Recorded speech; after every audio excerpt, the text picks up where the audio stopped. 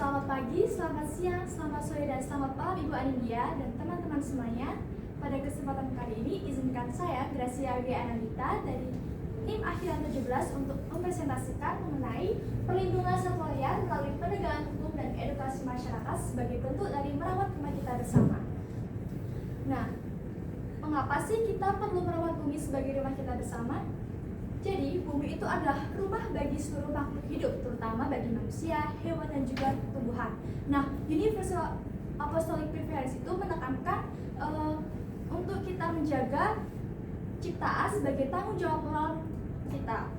Kemudian, satwa liar itu bagian penting dari keseimbangan ekosistem, mulai dari menyebarkan biji, kemudian mengendalikan hama, serta menjaga rantai makanan. Namun semua peran ini itu terancam karena adanya aktivitas manusia, terutama perburuan liar. Nah, karena itu melindungi satwa ini berarti kita merawat bumi sebagai rumah kita bersama. Lalu, ancaman apa saja yang sedang terjadi? Nah, yang pertama ini adalah perburuan dan perdagangan satwa liar itu masih sering terjadi. Seperti data yang sudah ditunjukkan di PPT ini, menurut sumber kata data itu menunjukkan maraknya perdagangan satwa dilindungi di media sosial. Nah, ditemukan sekitar ratusan kasus perdagangan satwa liar itu sejak tahun 2019. Nah, itu terutama di Facebook dan juga Instagram. Nah, hal ini membuktikan bahwa penangkapan satwa di alam itu masih terus terjadi. Kemudian yang kedua adalah pengawasan hutan belum optimal. Seperti yang kita ketahui saat ini bahwa wilayah hutan di Indonesia itu sangat luas.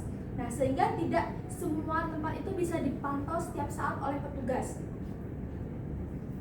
Jadi banyak pelaku akibatnya memanfaatkan media sosial ini untuk memperdagangkan satwa. Nah, hal ini tentunya perburuan liar berlangsung di lapangan dan dilanjutkan di ranah digital. Lalu apa sih penyebab dari perburuan liar ini? Nah, yang pertama adalah permintaan pasar yang tinggi. Jadi banyak masyarakat yang ingin memiliki satwa liar sebagai peliharaan atau koleksi.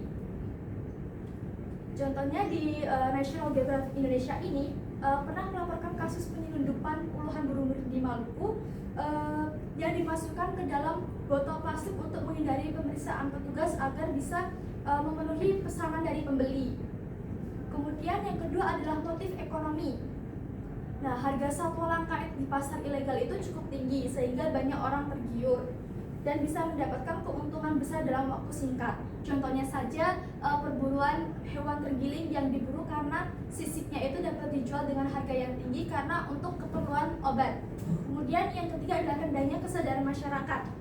Misalnya di sini karena kurangnya pemahaman masyarakat, tentunya masyarakat tetap membeli dan juga memelihara satwa liar tanpa memperhatikan dampaknya terhadap ekosistem.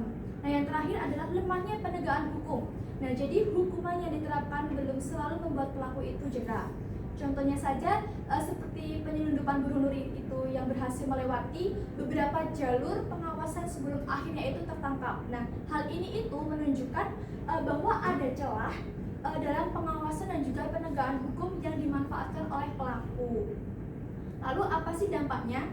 Tentunya dampaknya adalah penurunan populasi satwa. Misalnya satwa yang sering selalu diburu itu tentunya akan terus-menerus menurun drastis dan hingga akhirnya itu akan menyebabkan diambang kepunahan. Kemudian yang kedua, rusaknya rantai makanan.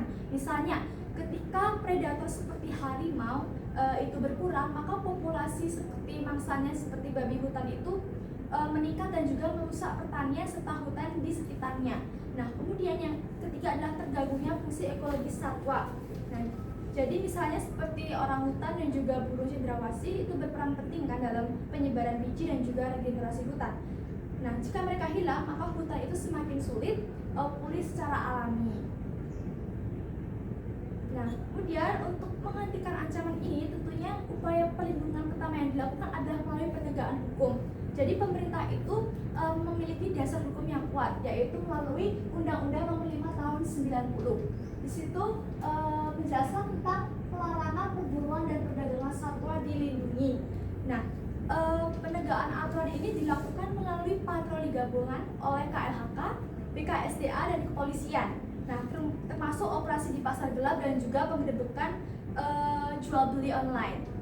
Contoh kasusnya itu bisa dilihat dari beberapa tahun lalu itu ada petugas yang berhasil menggagalkan perdagangan guru nuri dan kakak tua berjambul kuning yang dijual melalui media sosial. Kemudian juga ada kasus penyitaan kulit dan taring harimau di Sumatera.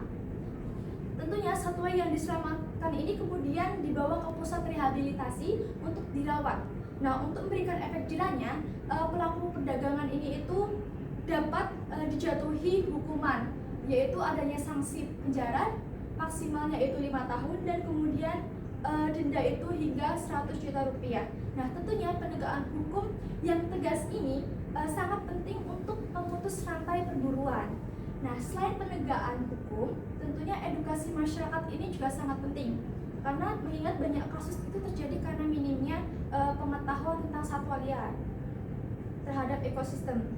Nah, karena itu pemerintah dan juga lembaga konservasi itu melakukan sosialisasi di sekolah, komunitas, atau kampanye media sosial dan juga pameran lingkungan.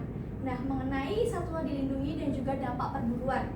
Contoh edukasinya itu di media sosial bisa dilihat dari akun dari Borneo Orangutan Survival. Nah, itu sering mengunggah video orangutan yang terjebak di kebun dan juga proses rehabilitasinya.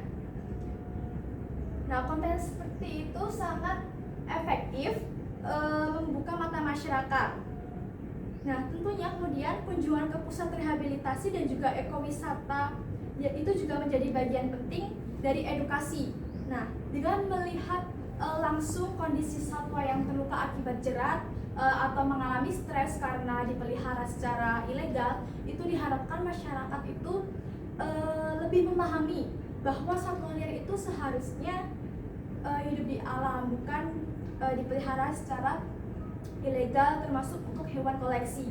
Nah, pada akhirnya tentunya masyarakat itu diajak untuk tidak membeli satwa yang dilindungi, kemudian bisa melaporkan jika melihat perburuan dan mengikuti program konservasi. Nah, maka dari ini kesimpulannya adalah bahwa perburuan liar merupakan ancaman besar bagi kelestarian satwa Indonesia.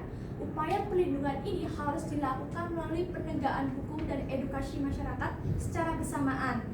Nah, keterlibatan masyarakat itu sangat penting untuk keberhasilan konservasi satwa dan juga pelestarian lingkungan.